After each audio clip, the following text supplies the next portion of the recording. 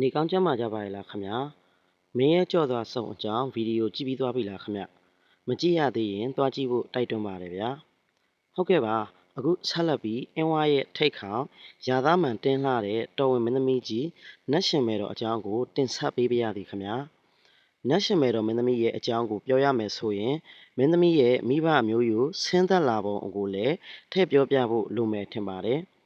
အခုကျွန်တော်ပြောမယ်နတ်ရှင်မဲတော်ရဲ့မျိုးရိုးကိုနားထောင်တဲ့အခါစိတ်လေးကိုတေချာရှင်းပြီးမှနားထောင်ပါနော်ကျွန်တော်လည်းသမိုင်းစာတွေအကုန်လှန်လှောပြီးရှာရင်ခေါင်းချုပ်လာခဲ့ရလို့ပါမင်းမျိုးမင်းနွယ်တွေရဲ့တော်ဆက်ပုံတွေကကျွန်တော်တို့လိုတာမန်အရက်သားတွေထက်ပိုရှုပ်တယ်ထင်ပါတယ်နတ်ရှင်မဲတော်ရဲ့မိဘများကတော့အင်းဝဘရင်ခန့်သတို့မင်းစောနဲ့အင်းဝမိဖုရားတို့ဖြစ်ပါတယ်သတို့မင်းစောကဘရင်တော်မင်းတရားကြီးရဲ့ညီအရင်လို့လည်းပြောလို့ရပါတယ်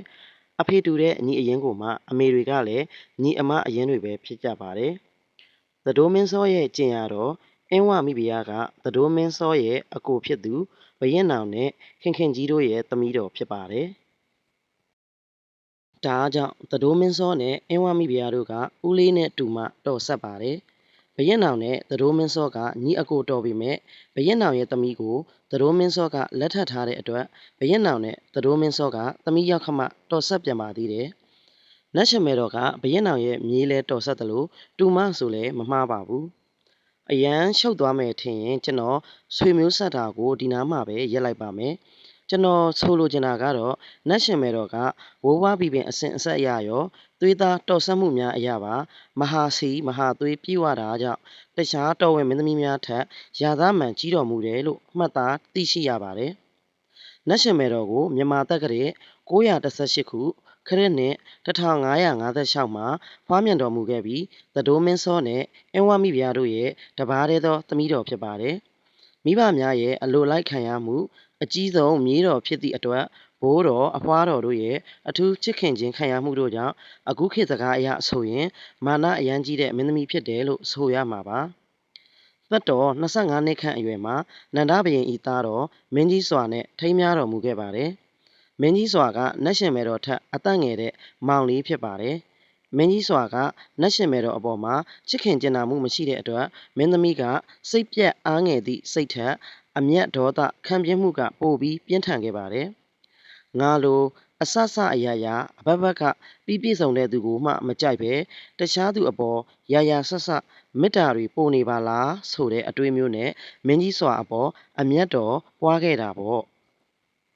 မင်းကြီးစွာကလည်းမင်းကြီးစွာထက်အသက်ငယ်တဲ့တွေးတော်ရာဇဓာတုကလျာအပေါ်ပဲမေတ္တာစိတ်တွေယူဖိတ်ရှင်နေပါတယ်ဒါကိုသိတဲ့နတ်ရှင်မဲတော်ကမင်းကြီးစွာကိုပြဿနာရှာရာကစကားများရန်ဖြစ်ကြရင်တလွန်တော်ဇောင်းနဲ့တိုက်မိပြီးနှစ်ဖူးတော်သွေးခခဲ့ပါတယ်ဒါပေမဲ့အရန်စိတ်ကြီးတဲ့နတ်ရှင်မဲတော်ကငိုရိုးမနေပဲနှစ်ဖူးတော်သွေးကိုပဝါနဲ့တုပ်ပြီးခမဲတော်အင်းဝဘရင်ထံတဝန်လွှာပို့ပြီးတိုင်ခဲ့ပါတယ်အင်းဝဘရင်သတို့မင်းစောလည်းသမီးတော်စိတ်နဲ့ဟန်တာဝတီကိုစစ်ကြင်ညာခဲ့ပါတယ်နတ်ရှင်မဲတော်ရဲ့သွေးတစ်ဆက်ကြောင့်အင်းဝနဲ့ဟန်တာဝတီစစ်မီတောက်ခဲ့ရပါတယ်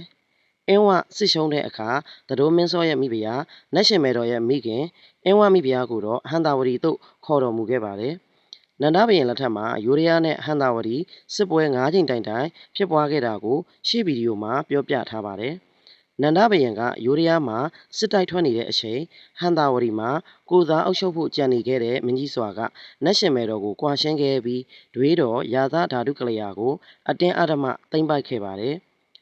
ဘဝအပေးအခြေအနေကောင်းပေမဲ့အချစ်ရေးကံမကောင်းလှတဲ့နတ်ရှင်မဲတော်ဟာအိမ်နှိမ့်သံဘဝနဲ့ဟန်တာဝတီမှာညှိုးငယ်စွာစံတော်မူခဲ့ရပါတယ်ဟန်တာဝတီပြတ်တဲ့အခါတောင်ငူသို့ပါတော်မူခဲ့ပါတယ်အနောက်ဘက်လွန်မင်းတောင်ငူကိုလာရောက်သိမ့်ပိုက်တဲ့အခါနတ်ရှင်မဲတော်ကိုအင်းဝါသို့ပြန်လည်ပို့ဆောင်တော်မူခဲ့ပါတယ်နတ်ရှင်မဲတော်ရဲ့ဘဝနောက်ဆုံးနေ့ရက်တွေကိုတော့အင်းဝါမှာပဲကုံဆုံးတော်မူခဲ့တယ်လို့မှတ်သားသိရှိခဲ့ရပါတယ်နောက်ထပ်ဗီဒီယိုတွေနဲ့ပြန်လာခဲ့ပါအောင်မယ်ဗျာ